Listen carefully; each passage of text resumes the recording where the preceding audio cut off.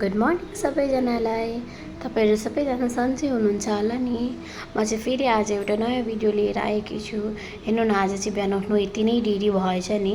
पानी पर्नेले गर्दा मैले थाहा नै पाइनँ। हिजो राति पनि पुरा पानी परेर चाहिँ हेर्नु न यहाँ मेरो फुलहरुको अवस्था के भएछ। एउटा त यहाँ न गिरेछ। मलाई चाहिँ कस्तो माया लाग्छ कि फुल भन्ने बित्तिकै अनि हेर्न छिटो छिटो गरेर ब्रसहरू गरेँ। आज चाहिँ कतै जाने काम थियो अनि फटाफट फ्रेस पनि भइहालेँ। अनि अब यताउति जानु हुँदाखेरि त छिटो छिटो आउँछ नि त, छिटो छिटो हात चल्छ। अनि कपाल सपाल कोर्दैछु। अब मम्मी चाहिँ भन्दै हुनुहुन्छ यहाँ जानुपर्छ, यो गर्नुपर्छ, छिटो छिटो गर। त्यही पनि हेर्नु न, म चाहिँ अब नसुनी जस्तै गरेर आफ्नो काम गरिरहेको छु। अब राम्री त हुनु पर्यो होइन।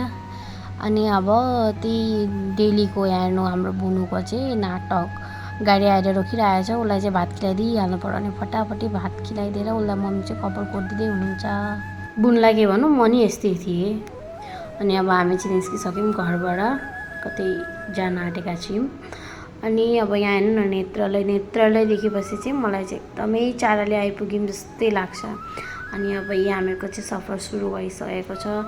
हेर्नु न, गरम गरम भन्दा भन्दै भगवान्ले साँच्चै नै सुन्नुभयो होला। हिजो त मैले गरम यति बार भनेको थिएँ नि। अनि आज चाहिँ अनि शीतल छ कि, पानी पनि पर्दैछ अलिअलि। अनि हामी चाहिँ तेजपुर आइपुग्यौँ। मलाई चाहिँ फेरि सबै यस्तो टिपहरू याद रहँदैन कि राखिराख्नु भनेर। अनि अब नयाँ नयाँ छु नि त, बिर्सिहाल्छु। अब 1-2 बार गर्दै जाँदा चाहिँ याद हुन्छ। अनि म तपाईँहरूलाई योभन्दा अझै राम्रो भिडियो बनाएर देखाउनेछु ल। अनि हामी चाहिँ अनि हेर्नु जुडियो आइसक्यौँ। अनि हेर्नु कपडाको भण्डार।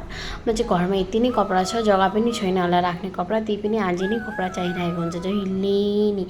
अनि हाम्रो मम्मी चाहिँ यता कपडा होस्, यहाँ पर्फ्युम चाहिँ हेर्न आज त यहाँ स्मेल कति राम्रो छ भनिराख्नु भएको थियो कि। अनि हेर्न यहाँ टिक्ली एउटीलाई भेटेको थिएँ। मलाई चाहिँ केटाकेटी देख्ने बित्तिकै माया लाग्न थालिहाल्छ कि। अनि हामीहरूको चाहिँ बिलिङ गर्दै हुनुहुन्छ। म चाहिँ सबै क्लिप चाहिँ मैले चाहिँ राख्नु बिर्सिहाल्छु। अनि हामी चाहिँ निस्किसक्यौँ।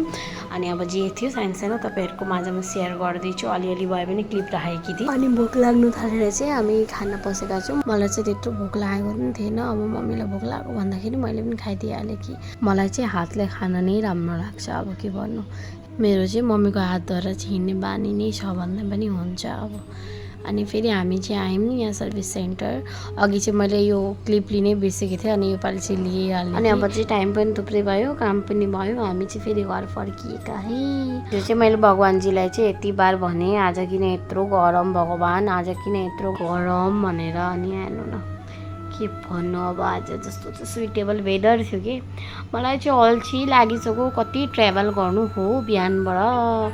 म चाहिँ मम्मीलाई भन्दैछु मुख बिगार्दै, उफ मैले चाहिँ बिहानको एउटै क्लिप राखिनँ। अब बिहान एउटा रेस्टुरेन्टमा गएर चाय डोसाहरू के खाएका थियौँ त्यो सब। अनि यहाँ यताउति घुरेका थियौँ, त्यो पनि राख्नै बिर्सेछु। अनि हामी चाहिँ आउँदा यति देरी भयो नि। हेर्नु न यहाँ बर्गाङ आइपुग्दाको सिन यस्तो परेको थियो, स्कुटीमा क्लिपै राख्नु सकिनँ। हेर्नु म चाहिँ घर आइपुगिसकेँ। अनि मैले मात्रै खाएर त भएन, बुइनीलाई चाहिँ कसरी बिर्सिन सक्छु। बुइनी अनि यहाँ दिदी कम साथी सबैजनालाई के ल्याइदिएको छु। अब पेस्ट्रिजहरू ल्याइदिएको छु, बिरयानीहरू ल्याइदिएको छु। उनीहरू चाहिँ खाँदैछन्। यहाँ हेर्नु न, कोही चाहिँ कपडा मिलाउँदै, ल त कपडा नै मिलाइराख भनेर म चाहिँ यहाँ रुममा आइसकेको छु। अनि अब आजको लागि यति नै। म चाहिँ अब भोलि फेरि अर्को एउटा नयाँ भिडियोमा आउनेछु तपाईँहरूको साथ, आज इम्प्रुभमेन्ट लिएर मेरो भिडियोहरूमा। त्यतिखेरसम्मको लागि चाहिँ टाटा bye bye, thank you for watching.